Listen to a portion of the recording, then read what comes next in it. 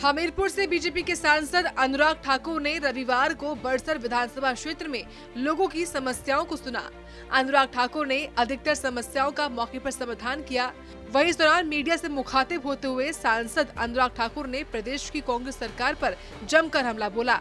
कहा कि प्रदेश सरकार से लोगों का विश्वास उठ चुका है। हिमाचल में ना तो सड़कें बन रही हैं और ना ही विकासात्मक योजनाएं शुरू हो पा रही हैं।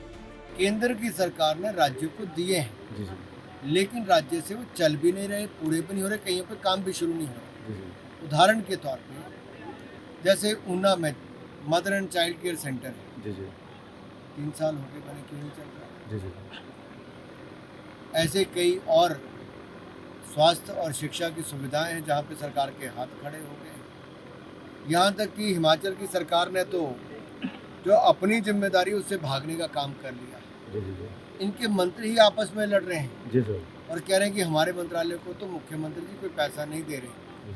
तो अपने आप समझ आता है कि कांग्रेस के अंदर कला है, बहुत तेजी के साथ बढ़ रही है।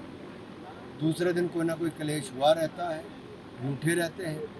तीसरी बात यह है कि सबको ये लगता है कि वो सरकार में तो है लेकिन कर कुछ नहीं पा रहे। ये कांग्रेस की स्थिति बनी।